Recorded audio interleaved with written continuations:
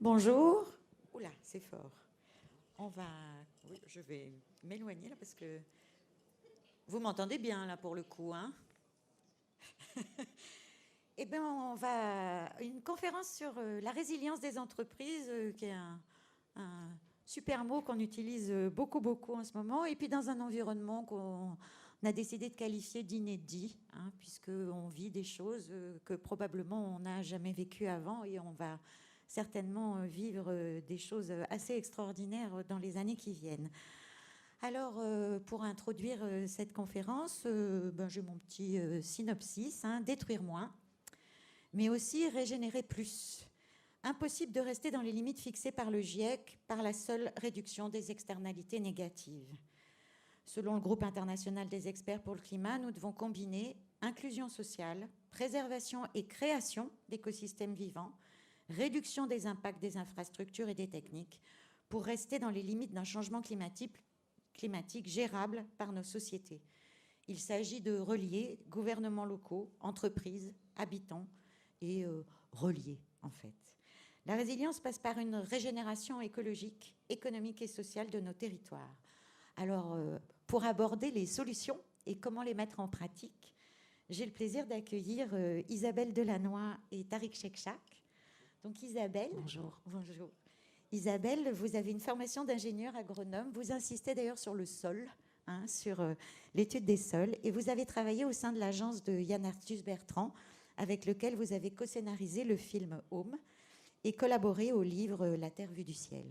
Spécialisée dans le domaine du développement durable, vous avez fondé en 2012, et elle existe toujours, hein, l'agence Do Green, dédiée à l'optimisation des systèmes dans les triples dimensions écologiques, économiques et sociales.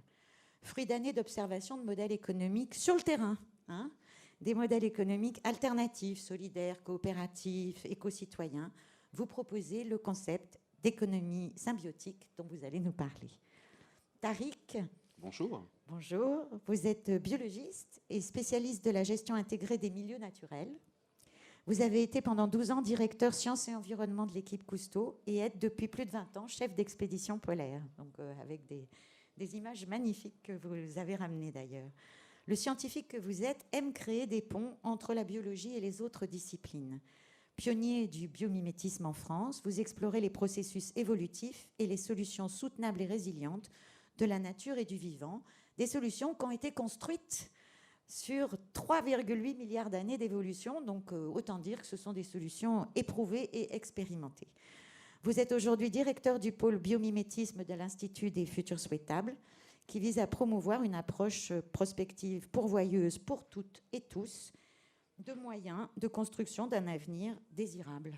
Voilà. Ça a l'air bien comme ça, j'aimerais bien arriver à faire tout ça. Vous êtes également expert associé de Picaya, une organisation qui vise à faciliter la métamorphose et la résilience des organisations, qui est notre sujet d'aujourd'hui. Alors, en toute première question, Tariq, si ça ne vous ennuie pas, j'aimerais bien que vous me définissiez un petit peu le mot résilience, le mot écosystème, parce qu'on parle sans arrêt d'écosystème, et moi je trouve un peu à tort et à travers. Est-ce que vous pouvez nous dire une définition? Écosystème, c'est quoi? Résilience, c'est quoi? Alors merci, je suis ravi d'être là pour aborder ces questions du vivant dans un univers technologique qui parfois semble être éloigné, je dis bien semble, et en même temps je me promenais tout à l'heure dans les stands et j'ai vu écosystème un peu écrit partout. Et c'est intéressant de voir qu'effectivement, même au niveau du langage, des technologies, des entreprises, on est passé de métaphores très mécanistiques, héritées du 19e et du 20e siècle des révolutions industrielles, à des métaphores biologiques. On est passé de la boîte à l'ADN de l'entreprise, l'écosystème d'acteurs, etc.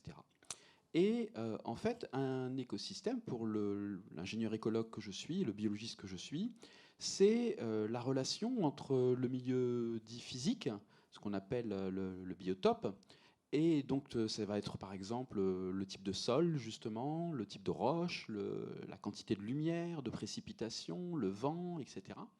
Et puis des conditions biologiques, c'est-à-dire toutes les interactions qui existent entre le monde végétal, le monde animal, le monde microbien, le monde des champignons, qui font qu'à un moment donné, dans un lieu, on peut reconnaître cette complexité qui interagit comme ayant une certaine identité reconnaissable, comme ayant peut-être quelque part un début et une fin, même si la transition n'est en général jamais très nette dans un écosystème, à l'exception peut-être de certains récifs de coraux où vous avez un tombant.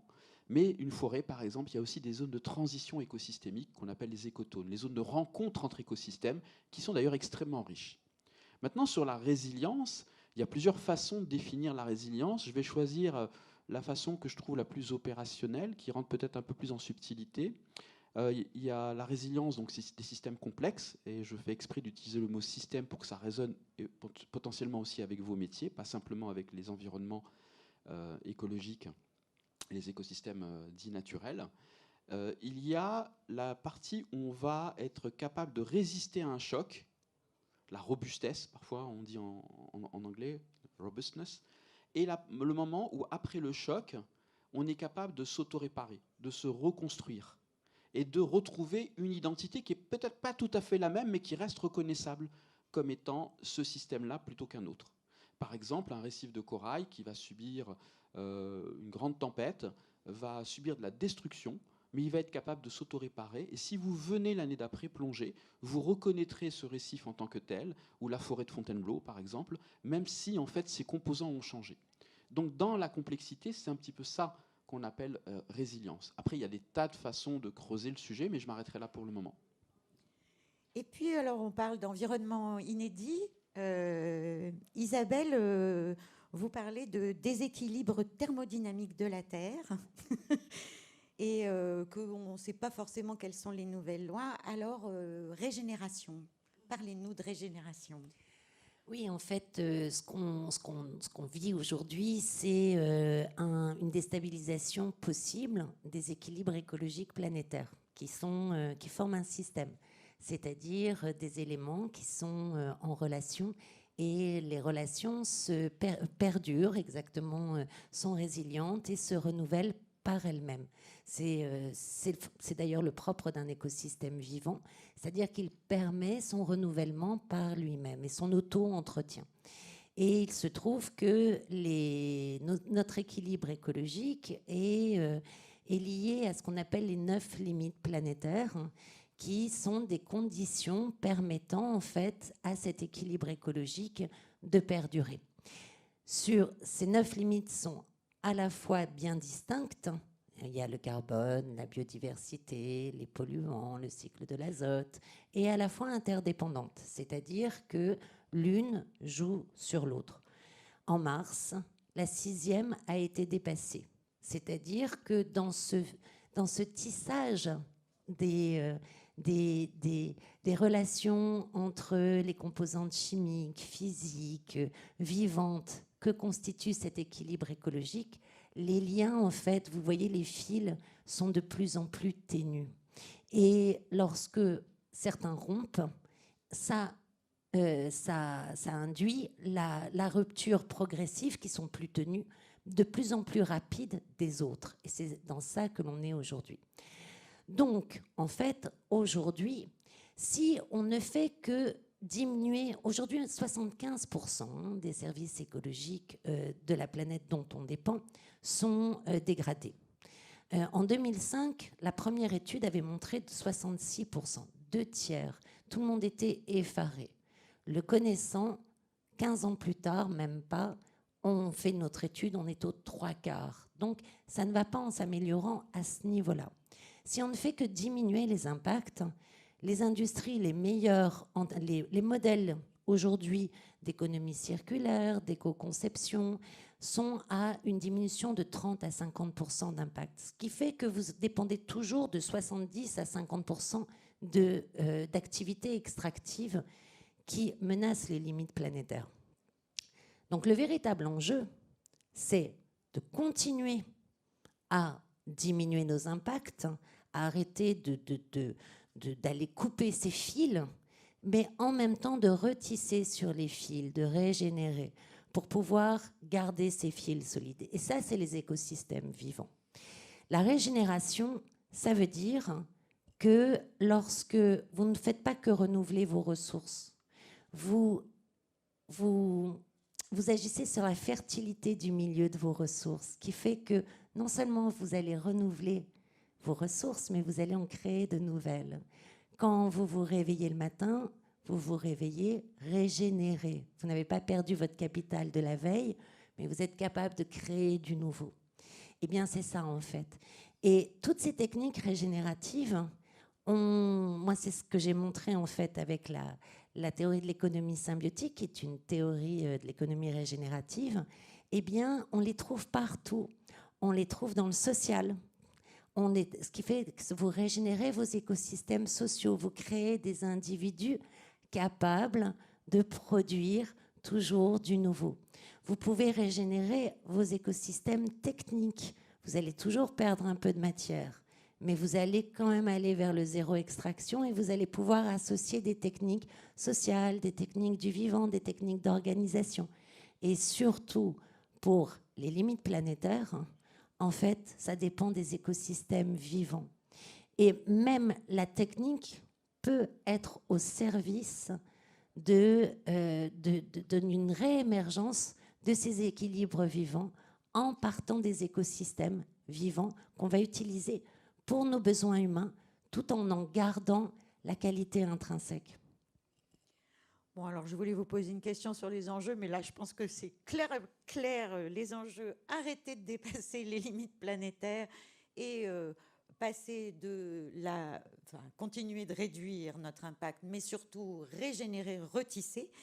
Et pour ça, donc d'une économie extractive à une économie régénérative, vous avez déterminé, Isabelle, 6 grands principes qui permettent de nous découpler de la compétition mondiale, d'être rentable et d'être performant. Alors là, moi, je dis chapeau. Donc, on va passer sur ces 6 grands principes en essayant de donner des exemples précis de modèles économiques vertueux. Par exemple, on va commencer par l'usage optimal des ressources, minimiser le côté matière et énergie, mais aussi régénérer. Allez, c'est à vous. Oui, en fait, quand on observe ces pratiques économiques, productives, sociales qui ont la capacité de régénérer leurs ressources, en fait, c'est simple. Ces 6 principes qui permettent de les décrire, ils sont exactement opposés à notre économie actuelle. Donc, on va chercher d'abord, en effet, l'efficience maximale par unité de ressources. Par exemple, prenons un exemple informatique. Lorsque vous avez de la chaleur produite par un data center, eh bien, on va utiliser l'énergie résiduelle pour pouvoir la capter et chauffer, par exemple, des logements, chauffer des bureaux, chauffer des piscines.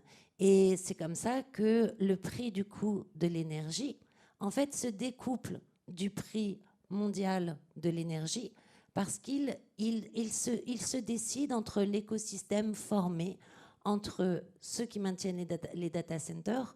Ce que je vous raconte, c'était une expérience de Natixis, si je me souviens bien, et qui va être discutée en fait sur la durée des amortissements.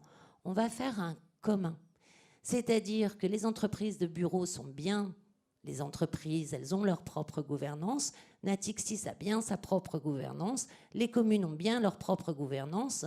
La piscine aussi. Mais ensemble, sur ce qui circule, sur cette énergie, on va faire un commun. L'efficience, c'est par exemple, j'adore mon téléphone. Mon téléphone, je ne le possède pas.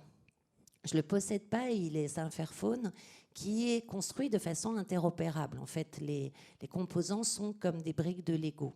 Ça, aujourd'hui, presque tout le numérique est en interopérable, mais pas forcément pensé pour s'assembler, se désassembler. Et comme je ne possède pas mon téléphone, qu'il appartient à Common, C-O-2-M-O-W-N, eh bien, il récupère les pièces. C'est-à-dire qu'en moyenne, on réutilise 15 fois les pièces d'une machine à une autre et surtout d'une génération de machines à une autre.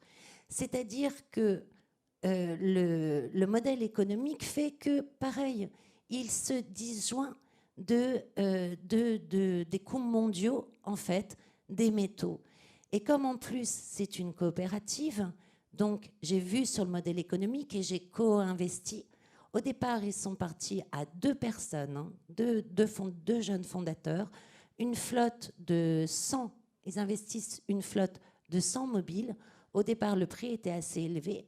Enfin, c'était 29 euros. Je payais 29 euros par mois TTC. En 2 ans, le prix a diminué de 30% alors qu'on est en pleine inflation.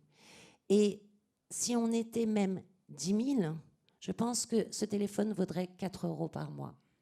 C'est-à-dire que la matière est réutilisée 15 fois plus. On fait un écosystème entre une diversité d'acteurs. Moi, je suis consommatrice, eux, ils sont producteurs, mais je deviens aussi investisseuse. Et comme ça, on va créer un écosystème autour, en fait, des composants du téléphone et dont je ne vais acheter que le service. Parce qu'au fond, l'or, le cuivre, le tantal qu'il y a à l'intérieur, moi, une fois que mon téléphone ne marche plus, il reste dormir dans ma commode. Voilà. Alors, Tariq, vous êtes aussi sur minimiser matière et énergie. Il y a effectivement tout ce réemploi et ces flux de matière et d'énergie qu'on peut créer en écosystème, mais il y a aussi des exemples dans la nature de matière et d'énergie qui sont extrêmement économes. Tout à fait. D'ailleurs, ça me permet aussi peut-être de rebondir sur votre première question concernant la thermodynamique, sans rentrer trop dans les détails avec ces mots que beaucoup peut-être en tant qu'ingénieurs dans la salle peut-être connaissent. Mais en gros, il y a un paradoxe que nous apporte la thermodynamique, c'est que les systèmes vivants, comme tout système d'ailleurs dynamique, a besoin de flux de matière et d'énergie pour pouvoir fonctionner. Et nous-mêmes, en tant qu'êtres humains, on a besoin de flux, de matière, d'énergie, mais aussi d'informations. Alors, je fais exprès de prendre des mots très, très abstraits, parce que dans information, il y a peut-être aussi l'affection qu'on va recevoir d'un père, d'une mère, d'amis, de frères et sœurs. Il y a toutes sortes d'informations, des hormones qu'on peut recevoir dans le vivant, les informations visuelles, sensorielles au niveau de tous les sens. Et ça, c'est super important parce que le vivant est connecté à son environnement via des interfaces sensorielles. Ça parle beaucoup aux amis de la robotique, j'imagine, et de différents types de sens. Et l'information, des études nous montrent que dans le vivant, si on compare à la fin des années 90, ça a été fait à l'université de Bath, les processus engagés dans le monde technologique humain par rapport à la quantité de matière, d'énergie et d'information engagée pour arriver à créer des innovations, versus ce qui se passe dans le monde vivant. Vous m'entendez ? Le micro est mort. Merci. Vous m'entendez mieux ? C'est bon ?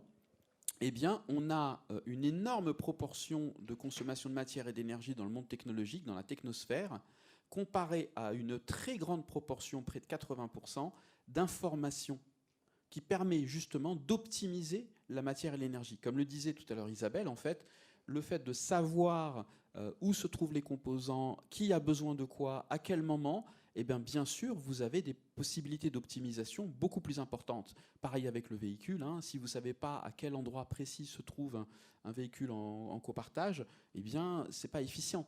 Vous avez besoin d'informations pour ça.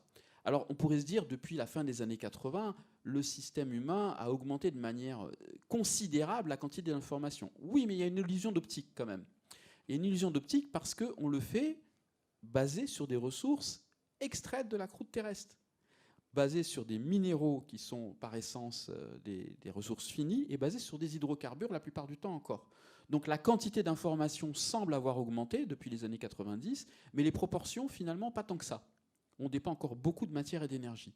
Et finalement, pour revenir avec cette histoire de thermodynamique, eh bien, on est dans un paradoxe où, si on a beaucoup d'énergie, on crée beaucoup de structuration, un peu comme un ouragan. Ça crée de la structure, mais aussi les innovations. On n'y pense pas comme ça. Les villes, mais on exporte le chaos dans son environnement pour faire ça. Il y a un prix à payer.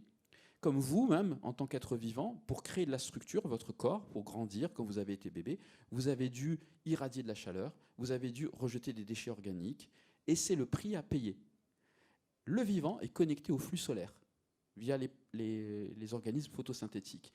Et donc, il y a une quantité d'énergie dans le système qui est aussi une question clé. La sobriété énergétique crée de la valeur. Dans le vivant, une forêt tropicale, on n'est pas dans la caverne avec la lampe des amis. Je ne sais plus quel président avait dit ça un jour. Vous voyez de qui je parle, je crois, pour certains d'entre vous au moins. On est dans une grande quantité de création de valeur. Un récif de corail, c'est pareil, mais connecté à une photosynthèse qui prend 2%, moins de 2% de l'énergie solaire. Alors là, grâce à quoi ? À l'optimisation des flux de matière et d'énergie. Donc on a à la fois potentiel de minimiser matière et énergie par la data, in fine, et inverser un petit peu le 80% d'énergie, 20% d'information, et passer à 80% d'information, mais de l'information qui circule. Et qui est intelligible, qui n'est pas de l'obésité informationnelle. Voilà. Et tout ça demande coopération et mutualisation, qui est le deuxième grand principe de l'économie symbiotique. Oui, parce que ce que disait Tariq, je veux revenir sur ces questions thermodynamiques, parce qu'on est, on est héritier de la thermodynamique de Carnot, donc la thermodynamique de la révolution industrielle, en fait, des machines à vapeur. Et on a du mal à la penser sur finalement comment, dans une vision régénérative. Par exemple, lorsque on introduit les vaches en Australie, c'est une catastrophe. Le pays se retrouve sous les bouses. Pourquoi ? Parce qu'il n'y avait pas le bousier. Donc, externalité négative très forte. Le pays, vraiment, les sols étouffent. C'est la catastrophe. Qu'est-ce qu'ils font ? Ils s'en rendent compte. Ils viennent amener le bousier. Et là, la bouse de vache, grâce au bousier, se transforme en matière organique qui va fertiliser les sols. C'est-à-dire que ce qu'on observe, et je vous parle vraiment que des observations que nous on pratique et puis qu'ensuite on transforme en outils pour les organisations, les territoires, les entreprises. En fait, on transforme, quand on est dans un écosystème, eh bien, des externalités négatives en externalités positives. Pas toujours, évidemment, mais c'est ça qui va permettre de se faire. C'est-à-dire que oui, ça va très vite. Une société de l'information, une économie de l'information, il ne faut pas attendre que ça se calme. C'est une économie qui va très vite et qui modifie très très vite son environnement. Mais elle peut le faire de façon positive. Et lorsqu'on regarde le vivant, justement, il produit en fait, sur quelle autre planète vous avez autant de mouvements, vous avez autant de couleurs, vous avez autant de parfums, vous avez autant de formes, y compris des éléments. Là, les brises, les brumes, ça n'existait pas au début de la Terre. C'est le vivant qui a créé tout ça. Et ce qu'on voit arriver, justement, c'est que le vivant se dépression, eh bien, on a un excès de... Enfin, on voit les brumes, les brises, etc. disparaître. Les forêts coupent ces effets climatiques. Elles nous permettent à la fois de nous adapter, mais à la fois de fertiliser les sols, d'épurer l'eau et d'absorber le carbone. En ce moment, il y a la COP27. On ne parle encore que de diminution de l'empreinte carbone. Je regardais le rapport du GIEC au grand public, ce qui est quand même une fabuleuse innovation, mais on ne parle de nouveau que du carbone et pas du vivant. On a besoin, heureusement, le GIEC a fait la liaison quand même avec le vivant il y a peu de temps. Bientôt, c'est la COP sur la biodiversité. On a besoin, en fait, de penser les deux à la fois, de penser la diminution de notre empreinte sur ces écosystèmes vivants et la régénération, de diminuer notre carbone, d'aller vers l'efficience, mais aussi d'aller vers la production. Quand on parle vous parliez de coopération. C'est commun numérique dont je vous parlais tout à l'heure. C'est commun autour de la chaleur, par exemple, ou autour de composants, ou autour on est dans le salon de l'open source, autour de codes d'information qui permettent de structurer. Eh bien, on a besoin pour ça que les gens soient en collaboration directe. On a besoin qu'ils vont partager, en fait, leur flux d'énergie, de matière, d'information. On observe s'ils partagent les mêmes valeurs, s'ils partagent aussi les mêmes intérêts. Et ça donne une toute autre structure à nos modèles économiques, où on peut à la fois produire des composants, par exemple, à l'autre bout du monde, mais on va les assembler localement, être, par exemple, en coopération avec la commune, en coopération avec les habitants, pour pouvoir, en fait, créer les biens de consommation et les infrastructures dont on a besoin en étant co-investisseurs. Cette coopération-là, elle est nécessaire. Demain, les matières premières, et c'est déjà le cas aujourd'hui, vont flamber. Les chocs systémiques qu'on a connus avec une crise sanitaire, ou même un capitaine qui se coince qui coince son bateau dans le canal de Suez, ou un Poutine, ou un Trump, ou un Bolsonaro, ou un mouvement social, fait qu'à chaque fois, de sources multiples, on a des effets papillons, des chocs qui se mettent à bouleverser l'économie entière ou une filière entière. Donc on a besoin de cette résilience sur les matières premières et sur l'approvisionnement qui là va être territorial. Mais pour ça, on a besoin aussi d'associer les consommateurs, les mairies, les collectivités. C'est un shift en fait dans les moyens d'industrialiser. Et le numérique a une place énorme. Excusez-moi, j'étais un peu longue. Je peux me permettre de réagir. En fait, il y a vraiment plein d'informations très intéressantes qui nous viennent de l'observation du vivant et qui viennent renforcer cette importance de la coopération. Déjà, les plus grandes innovations dans le vivant viennent de coopérations qu'on dit mutualistes ou symbiotiques. C'est pas pour rien qu'Isabelle a appelé son modèle économie l'économie symbiotique. La capacité dont je parlais tout à l'heure d'utiliser l'énergie du soleil pour faire des sucres, la photosynthèse, ça vient d'une ancienne prédation probablement entre bactéries qui finalement s'est transformée au cours de l'évolution en un deal.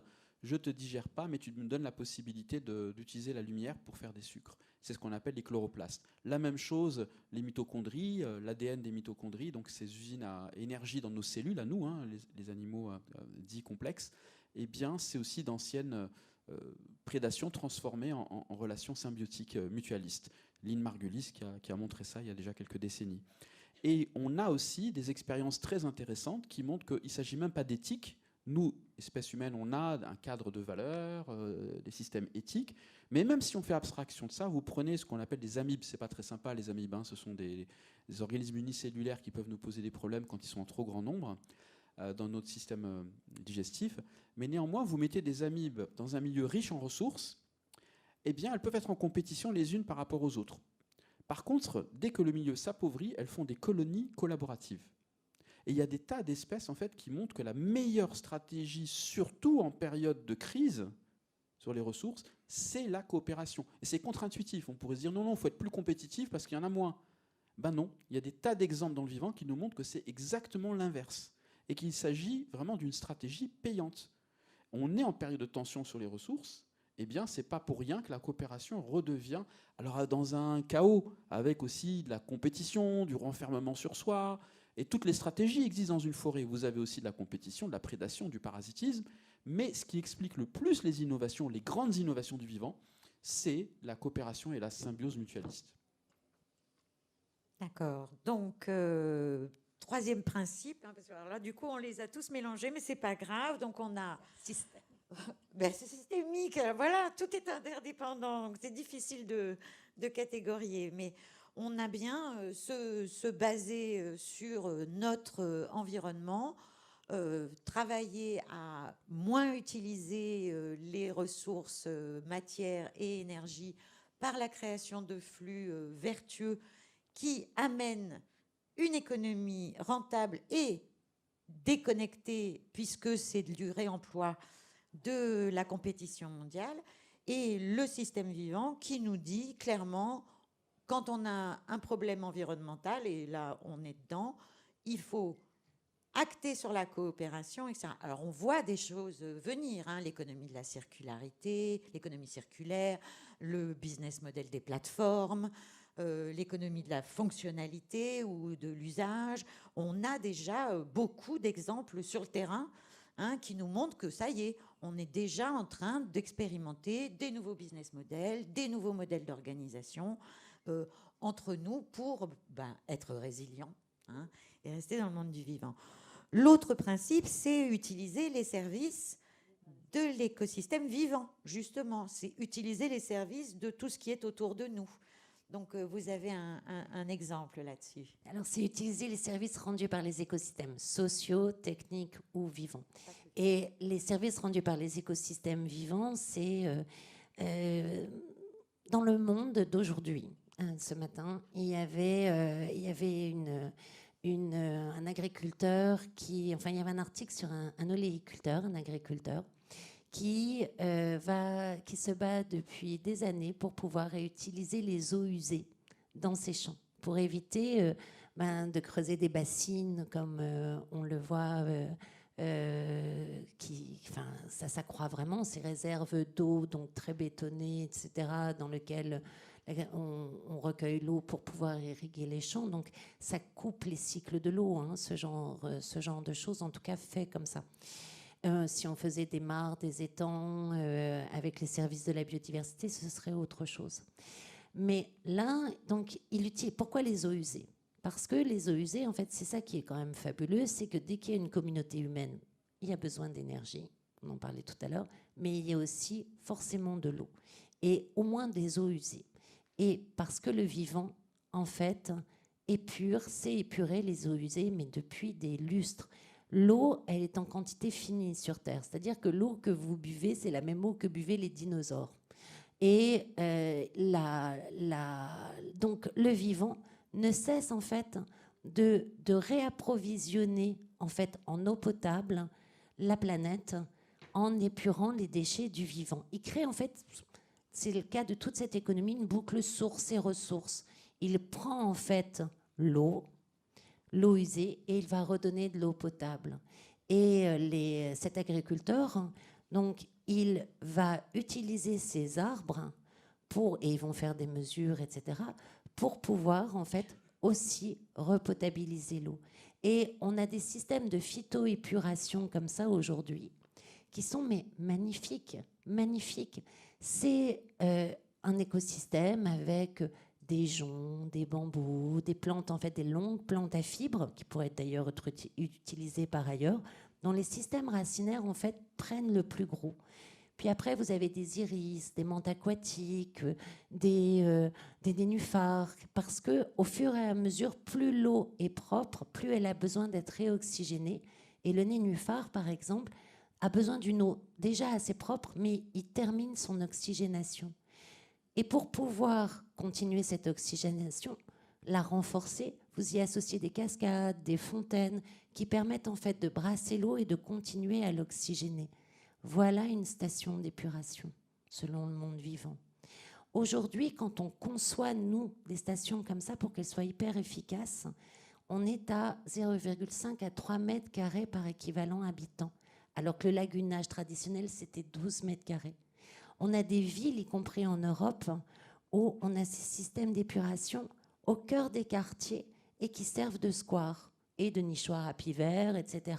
C'est-à-dire qu'on peut remettre le vivant pour nos besoins en faisant des écosystèmes d'une grande qualité qui vont permettre aussi le lien social.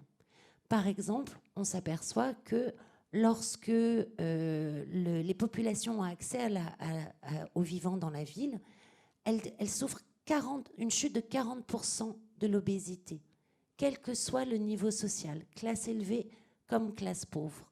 Pourquoi? Parce que les gens sortent plus facilement et aussi se rencontrent plus facilement, et il y a une amélioration de la santé physique, du lien social, de la santé économique du quartier et de la santé mentale. Donc, et tout ça, c'est les services rendus par les écosystèmes vivants. Et c'est ce dont on se prive aujourd'hui. Imaginez en fait qu'après des années, on découvre l'abeille, après 200 ans où on aurait utilisé le drone. Et on se dira, oh, mais c'est incroyable, c'est gratuit, ça amène plein d'autres services que... Et voilà, c'est exactement ça. On en est là en fait. Il y a plein de services rendus par les écosystèmes vivants qu'on a rejetés de notre économie et qu'il faut absolument remettre. Et depuis quelques années, on voit quand même monter en puissance, y compris pour les collectivités, mais aussi pour des entreprises. Suez Environnement, par exemple, a mis en place un projet qui s'appelle la zone libellule. Donc on n'est pas dans des micro-projets, on est éventuellement dans des projets qui ont une certaine taille. C'est ce qu'on appelle les solutions fondées sur la nature dans le langage de l'ingénierie écologique. Il y a des appels à projets européens de plus en plus pour aller dans cette direction-là, surtout par rapport aux effets du dérèglement climatique. Vous avez tous vécu les effets de la canicule. Si vous passez sous les arbres, moi, ça m'est arrivé plusieurs fois de remercier les arbres en pleine canicule en disant « Ouh là là, mais c'est complètement différent sous un arbre, sous une forêt ». Eh bien, ça aussi, c'est des solutions fondées sur la nature. Comment remettre finalement de la végétalisation pour lutter contre l'élévation du niveau de la mer, les mangroves. On s'est rendu compte qu'il y avait beaucoup moins de morts pendant les périodes de tsunami ou de grandes tempêtes où les coraux et les mangroves étaient en bonne santé. Comment réduire les îlots de chaleur en ville. Je travaille actuellement sous l'angle biomimétique avec RTE, Réseau de transport électrique, sur comment protéger des câbles sous-marins, non pas en faisant des enrochements avec des pierres qui viennent de Norvège parfois, mais en utilisant des récifs artificiels qui font venir de la biodiversité, qui vont rendre des services de protection aux câbles, pour, par exemple, attirer des espèces qui vont enlever les algues dans les zones où il y a des câbles qui flottent, ou au contraire créer des flux marins qui vont aider à déposer des sédiments là où il y a besoin que le câble soit ensouillé. Et vous voyez, on est dans une dynamique symbiotique, bon pour les humains, bon pour la biodiversité. C'est encore des signaux faibles, mais c'est important que vous le sachiez. La robotique est aussi très concernée par ces questions-là. Pour le moment, surtout dans le champ agricole. J'ai pas mal d'acteurs avec qui j'échange sur plutôt les champagnes, par exemple, ou les grands vins. Comment arrêter de massacrer les sols. Les sols fertiles, c'est un capital extraordinaire qui est en grand danger. Également, on perd des sols fertiles d'une manière hallucinante et l'humanité ne pourrait pas survenir à ses besoins en remplaçant la diversité vivante des sols par de la chimie. Et on se rend quand même bien compte de ça maintenant, même si on est dans une zone de transition où on hésite à prendre les décisions qui doivent être prises de mon point de vue. Néanmoins, si on veut éviter le tassement des sols, l'utilisation de l'hyperchimie, il y a des explorations sur la robotique, par exemple, que peut-être certains d'entre vous connaissent ou travaillent dans ces champs-là, pour être dans l'assistance technologique pour une agriculture intensive en connaissances, intensive en compréhension du vivant, mais aussi qui réduisent la pénibilité des tâches, qui réduisent... Et ça, pour le coup, c'est extrêmement intéressant de voir cette hybridation. Voilà, je pense que pour rebondir à tes propos, ce dont parle Tariq, là, c'est ce qu'il y a de plus... c'est ça qui est formidable de ce qu'on peut tirer de nos recherches. C'est que l'homme peut être une espèce positive pour sa planète. Il peut contribuer à co-construire les équilibres planétaires. Quand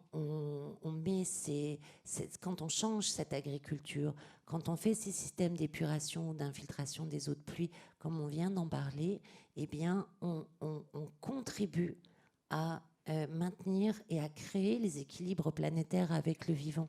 Simplement, avec notre intelligence et notre main, en fait, notre immense capacité d'organisation et de conception, eh bien, on se met à mailler les choses, à mailler les arbres et les cultures qui, du coup,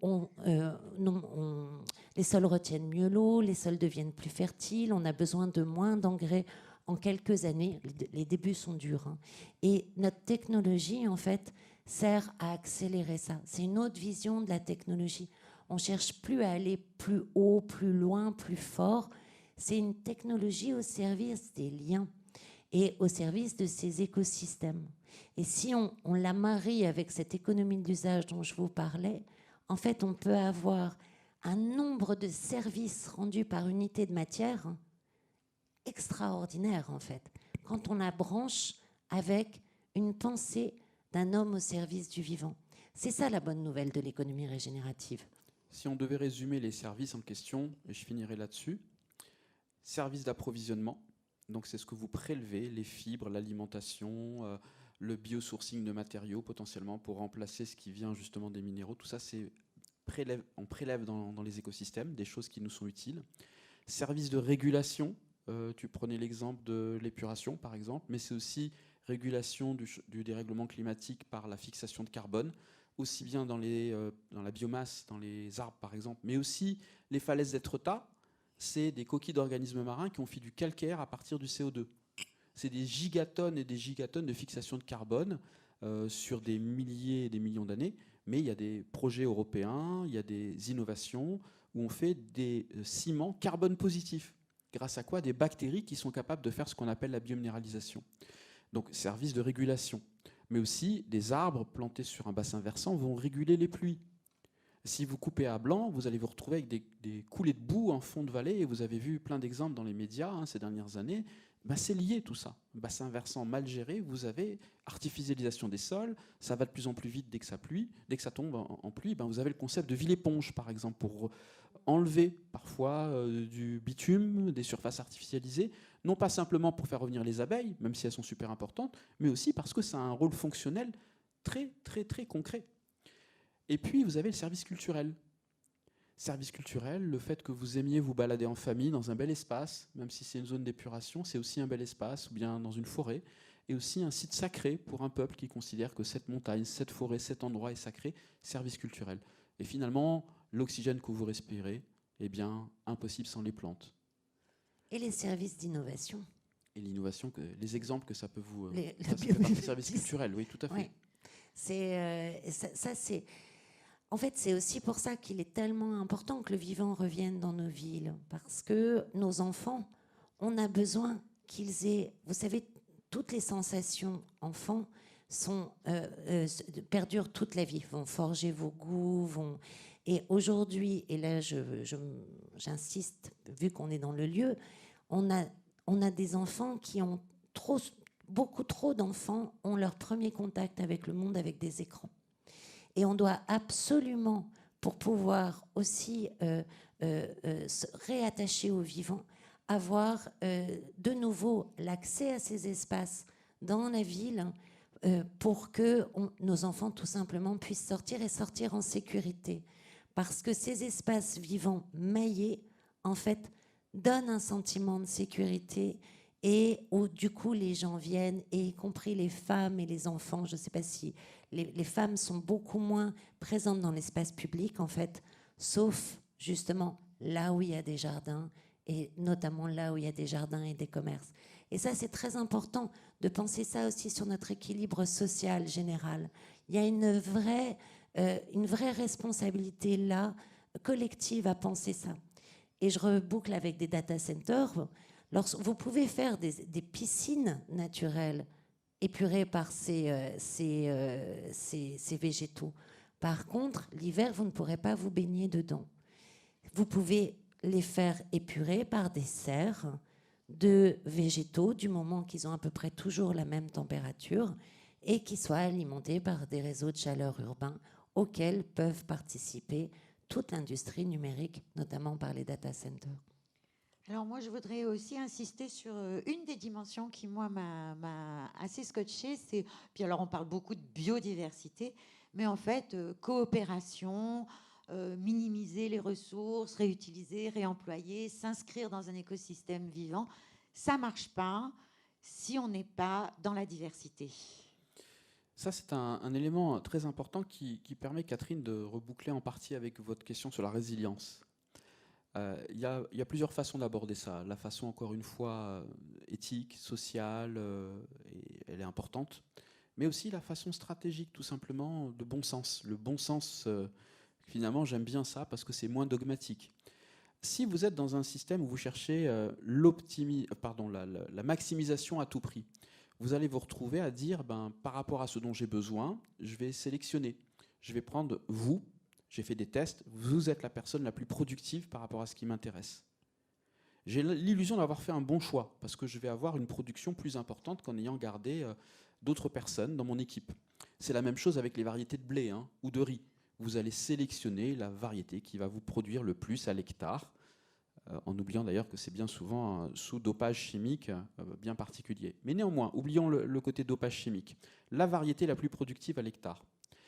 Tant que l'environnement ne change pas, j'ai l'impression que j'ai pris une bonne décision. Mais si l'environnement change, peut-être que la variété ou la personne qui était la plus adaptée à cet environnement-là va le devenir beaucoup moins adaptée.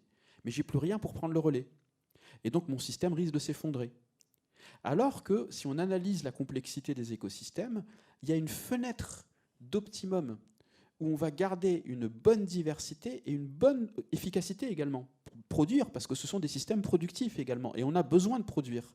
Mais pas le curseur au maximum, parce qu'on le fait toujours en détruisant la diversité, et donc en détruisant le filet de sécurité de la résilience. Vous voyez ce que je veux dire ? C'est du bon sens, je pense. Alors de temps en temps, quand on est dans une crise forte, comme par exemple ce qui s'est passé au début de la crise de la Covid, on peut sacrifier la résilience, le côté optimum pour aller vers le maximum. Il faut faire des masques très très vite et on s'en fiche un petit peu de savoir si c'est... il faut aller vite. Donc c'est pas dogmatique non plus. Par contre, garder le curseur avec le pied à fond sur le plancher en permanence, ça c'est très dangereux. Ça peut être très efficace, mais ça détruit la résilience. Et la diversité, c'est aussi la source de l'autonomie, en fait. Parce que, imaginez, quand on voit une monoculture de blé ou une monoculture de maïs, eh bien, aucun pied de maïs ou de blé ne va pouvoir nourrir l'autre. Ils ont tous les mêmes besoins, ils font tous les mêmes rejets. Donc, on va pas pouvoir, aucun ne va pouvoir nourrir l'un l'autre. Quand vous mettez une légumineuse, un pois, des haricots, de l'indigo, la variété des légumineuses en arbres, en plantes, un trèfle, elle est extraordinaire. Eh bien, à côté de ce blé, eh bien, l'un va pouvoir nourrir l'autre. Le pied de maïs va peut-être devenir le tuteur du haricot. Et en fait, c'est cette diversité, elle permet l'autonomie parce que dans notre différence, on va trouver notre complémentarité. Néanmoins, on va reboucler sur la thermo, désolé, la diversité est aussi source de désordre. D'où l'importance d'avoir des territoires, en économie en tout cas, en acteurs économiques, d'avoir des territoires d'intérêt et de valeurs conjoints. Et il vaut mieux faire plusieurs petits groupes bien reliés qu'un gros groupe qui veut absolument coopérer mais qui a des valeurs et des intérêts divergents qui va exploser. Ça, c'est vraiment très dans cette économie. C'est une économie qui part des territoires et c'est une économie qui ne cherche pas à se massifier mais à essaimer, où on va avoir un même ADN mais qui va s'exprimer différemment.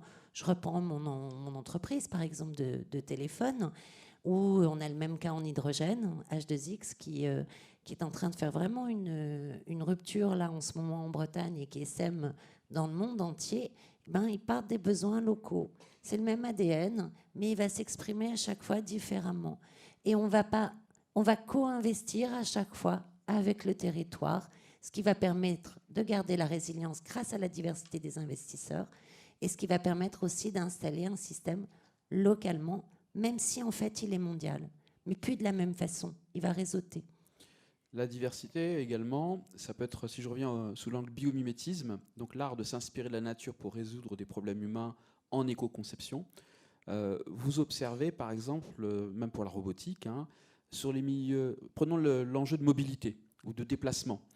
Sur les milieux terrestres, vous avez aussi bien les insectes que les mammifères, que même les oiseaux, qui utilisent, alors ça c'est une façon, on pourrait dire des pattes, ça c'est un langage de biologie, mais des segments articulés. D'accord ? Et ça, c'est une mine d'or en termes de comment, malgré la diversité des histoires évolutives, vous avez au bout du compte un même style de design qui a émergé par des voies différentes. Ça, c'est super intéressant aussi de repérer ce genre de choses. Même chose pour la mobilité dans l'eau. Vous avez des mammifères marins, vous avez des poissons qui utilisent quoi ? Des membranes ondulantes. Et il y a une société qui s'appelle Il-Énergie, mais aussi une autre société. Donc Il-Énergie, ils captent l'énergie des mers grâce à une membrane ondulante. Leur modèle était les poissons. Ils avaient fait le constat, comme disait M. Drevet, qui est décédé maintenant récemment, que les poissons, il n'y avait pas d'hélices. C'était plutôt des membranes ondulantes. Bon, là, c'est pas pour se déplacer, c'est pour capter l'énergie des mers. Mais plus récemment, Phoenix, une start-up qui développe des moteurs, non pas à hélice, mais à membrane ondulante, à très très forte vibration, qui provoque un effet Venturi, et qui donc utilise le même style de design. Donc la diversité a des tas de choses à nous apprendre dans ce que les scientifiques appellent aussi les convergences évolutives. Peut-être sur une autre planète, s'il y a de la vie, il y a de grandes chances que pour se déplacer dans l'eau, les organismes utilisent aussi des membranes ondulantes. Ou se déplacer dans l'air, quelque chose que nous, on pourrait appeler des ailes. Même chose. Mammifères, chauves-souris, oiseaux, insectes, quelque chose qu'on peut appeler une aile. Et c'est très important, ça. On observe que les systèmes régénératifs, voilà, leur diversité, elle se base en fait sur quelques formes, mais interopérables, modulaires, qui fonctionnent partout. Reprenons l'exemple de l'information. Ce que tu dis me fait penser au gène architecte de l'œil. Le gène architecte de l'œil, vous prenez un gène architecte de l'œil d'une mouche, vous le mettez dans un embryon de souris aveugle, elle va pouvoir développer son œil. Et en fait, on a le même œil que la souris. Et ce qui veut dire qu'en fait, ces gènes architectes, cette information, cet ADN, il est commun. Et c'est bien pour ça que le vivant, du coup, peut en fait, par exemple, vous mangez des carottes.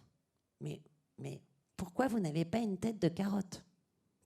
Mais franchement, pourquoi on n'a pas une tête de carotte? On mange des carottes. Eh bien, c'est tout simplement parce qu'on a le même ADN, la même structure d'ADN, la même structure de nutriments. Il y a en gros entre une vingtaine et une trentaine, selon ce qu'on compte, de molécules dans le vivant qui vont faire la laine, qui vont faire les cheveux, les baobabs, les mouches, les araignées, et voilà. Et du coup, en fait, c'est pour ça qu'il n'y a pas de rupture, ou très peu, en fait, de composants, de matières, de nutriments, parce que tout est modulaire, interopérable.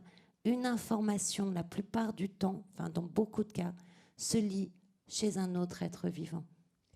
Alors bon, moi j'aimerais bien qu'on passe pas mal de temps sur les questions. Donc moi je voudrais quand même dire finalement des mots qu'on entend très souvent dans la tech et dans l'innovation. Donc on a entendu les mots d'ouverture. Donc, Open Innovation, on a entendu les mots de coopération et on a de plus en plus de consortiums, de GIE, de travail en mode projet. Voilà. Alors, on a entendu le mot de interopérabilité. Alors, je pense que celui-là, il nous dit tous quelque chose. Celui de modularité et celui de système distribué qui, je suis sûre, vous amène assez rapidement à des technologies qui sont en devenir, hein, mais en tout cas de Web3 et de blockchain, par exemple.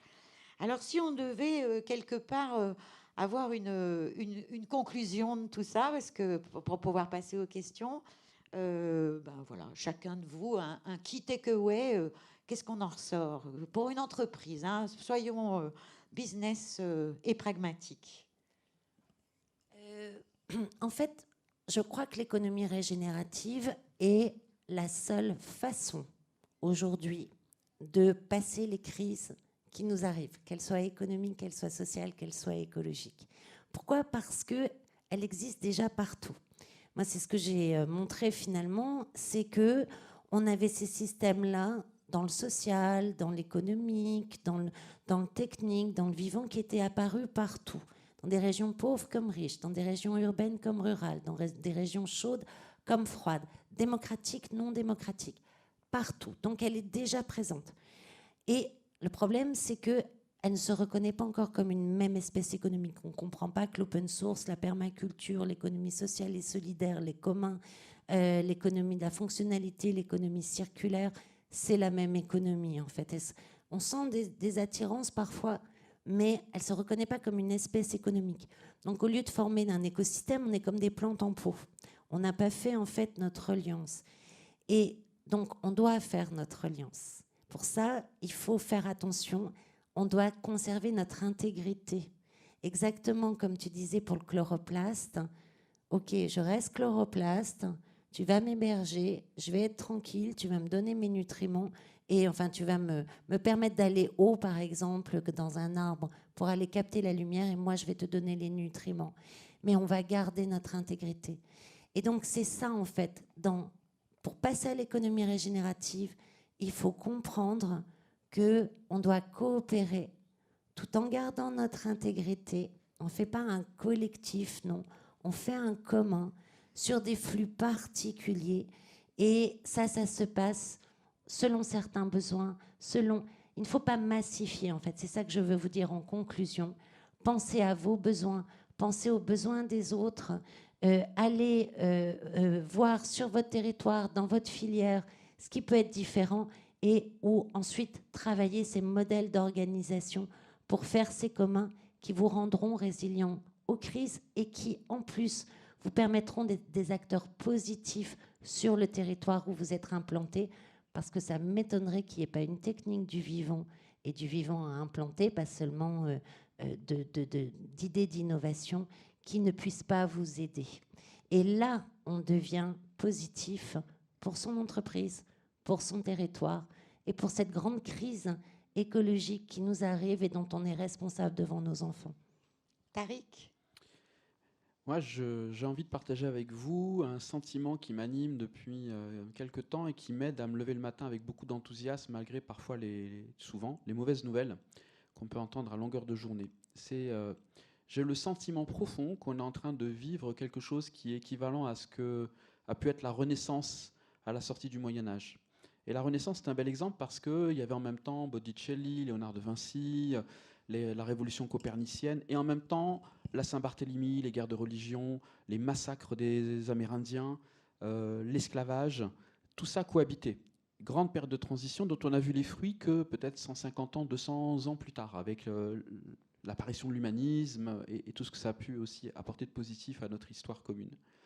J'ai le sentiment qu'on vit une période comme celle-là, et que peut-être les fruits, s'il y en a demain de positifs, dans un monde qui aura changé de toute façon, hein, ne serait-ce qu'avec le climat, eh bien, c'est peut-être pas nous qui allons les apprécier pleinement. Et c'est OK. Et c'est OK.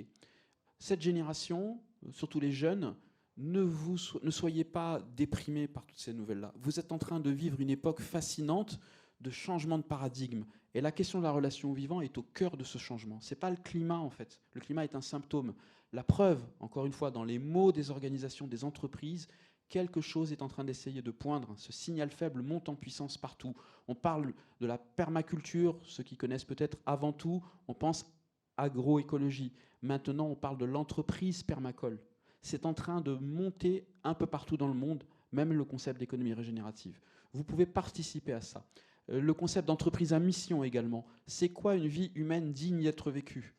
Si ce n'est pas contribuer à la santé commune, santé personnelle, physiologique, mentale, santé collective, santé démocratique. Nous sommes une espèce extrêmement sociale, on a besoin de faire société, on a besoin de confiance pour faire société. Où est-ce que je peux restaurer la confiance grâce à l'information, grâce aux technologies numériques, etc. Et santé des écosystèmes pourvoyeurs de services aussi essentiels que pouvoir respirer, pouvoir ressentir du bien-être dans un écosystème, se nourrir, avoir des matériaux qui nous permettent de construire notre maison, de nous habiller. Pas de santé humaine sans santé des écosystèmes. L'approche de la santé commune, voilà ce que je nous souhaite. Et si on a cette boussole-là, c'est à vous de décider comment vous allez appliquer ça dans vos domaines. C'est à vous de voir où sont vos opportunités. Mais vous avez une boussole qui donne la peine de se réveiller avec enthousiasme, enfin qui donne plutôt la joie plutôt que la peine, même c'est un mauvais mot, de se réveiller avec enthousiasme chaque matin. C'est ce que je vous souhaite et ce que je nous souhaite collectivement. Merci. Et ben voilà, moi je me lève le matin de bonne humeur parce que je nous sens rejaillir dans notre dimension du vivant. Alors, est-ce que vous avez des questions ? Moi j'en ai plein, mais... Alors, pour poser la question, vous allez vers le micro, puis comme ça, on vous entend. Bonjour, merci. Vous avez parlé forcément de changement du paradigme et des modèles économiques. Alors, moi, personnellement, j'ai fait une prépa il y a une quinzaine d'années, donc on m'a parlé des modèles économiques d'Adam Smith, etc. Je les ai acceptés bien sagement à ce moment-là. Et je pense que depuis quelques années, quand même, on réalise qu'il y a un souci dans les modèles économiques qui manque de certaines choses, notamment le travail des femmes, par exemple, qui s'occupent des enfants, aussi les matières premières non transformées. J'ai entendu, parfois on parle de théorie, de rajouter ces modèles, ces indicateurs-là dans le modèle traditionnel de PIB, de calcul de la rentabilité. Est-ce que vous pensez qu'aujourd'hui, ça va être une mesure nécessaire et possible de changer les modèles économiques et de les rajouter ces dimensions là-dedans ? Ou est-ce que vous pensez que de toute façon, on ira plus vite à utiliser les indicateurs actuels ? Je ne sais pas si ma question est très claire. Oui. Non, on ne s'en sortira pas avec les modèles économiques actuels. Ça, on s'en sort déjà plus, en fait. On s'en sort déjà plus. On dit les problèmes d'approvisionnement de certaines filières sont récurrents, gigantesques, chaque fois des causes différentes. Donc non, en fait. Voilà. Maintenant, les indicateurs. Alors, le PIB n'est pas un bon indicateur. Parce que on est tous d'accord là-dessus. Vous allez la pollution, par exemple, va créer de l'activité parce que elle va créer des lits d'hôpitaux, regardez, vous coupez un arbre, c'est génial. Franchement, vous allez avoir besoin d'un parasol, d'un climatiseur, d'une photo sur le mur vous rappelant un arbre. Enfin voilà, donc ça crée plein de PIB et en même temps ça vous ruine à long terme. Donc voilà. Donc c'est pas le bon indicateur. Par contre, ce qu'il faut comprendre, c'est que pourtant l'économie dont on parle est une économie de croissance, c'est-à-dire qu'elle crée du PIB. Mais c'est du PIB régénératif. Aujourd'hui, lorsqu'on n'a pas les afflux monétaires des citoyens, des banques centrales, européennes, américaines, eh bien, on tombe en fait. L'économie actuelle est extrêmement extractive aussi à ce niveau-là. Ces business models ne marchent plus. Et sa financiarisation non plus, en fait. Le problème, il est quand même aussi surtout là. Mais en fait, ça va de pair. Une économie très extractive va en symbiose avec une économie très, très capitaliste. Et une économie régénérative a besoin de capital, mais elle est beaucoup moins capitaliste.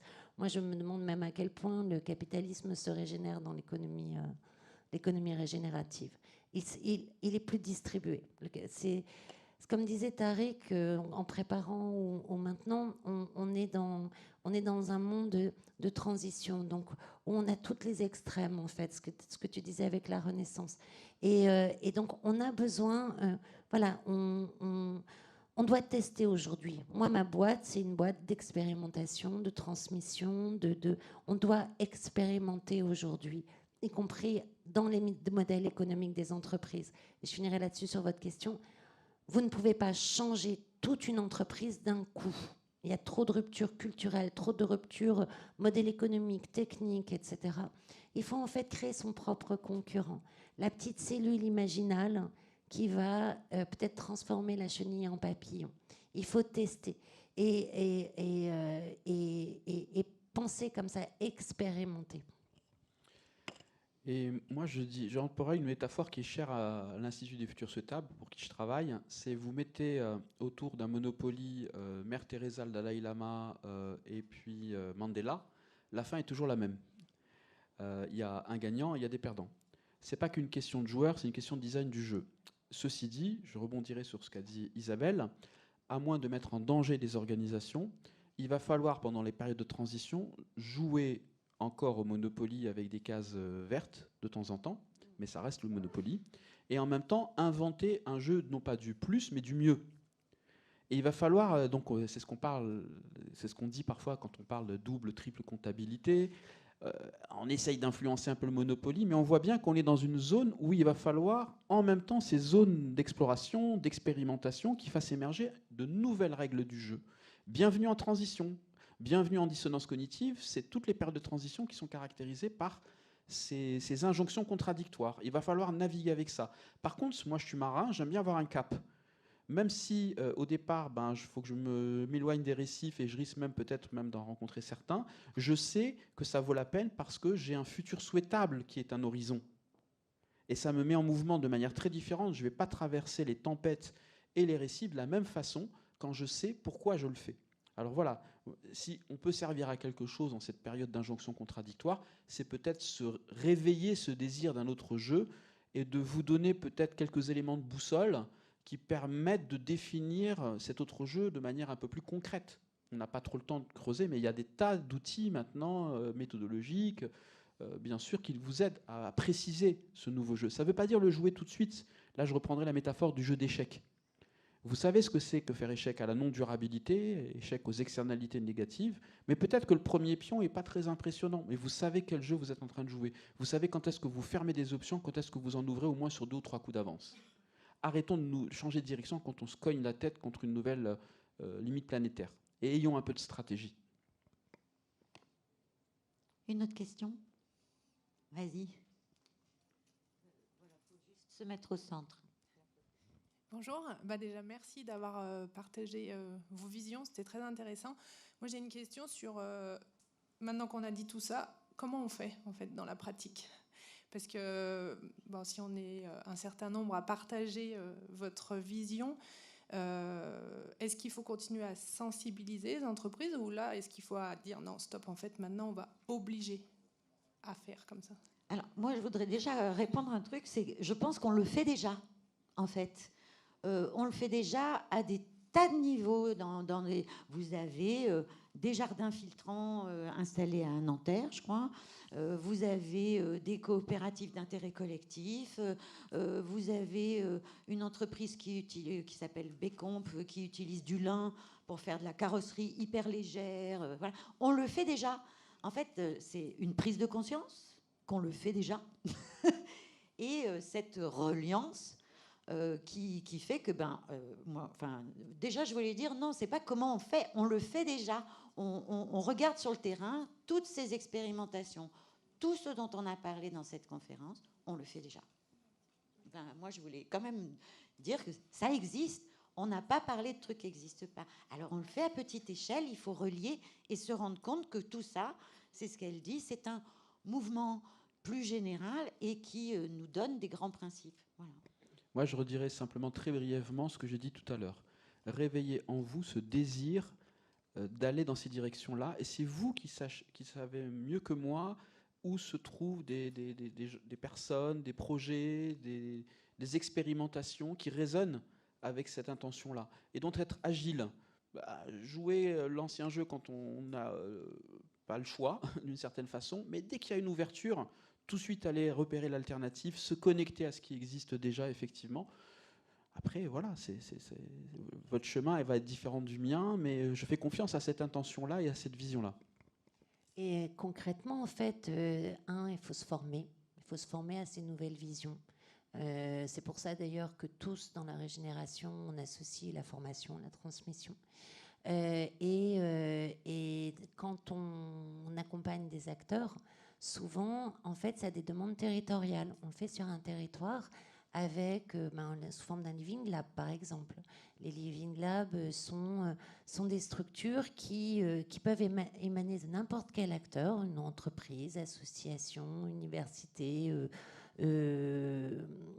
collectivité, et qui vont innover ensemble.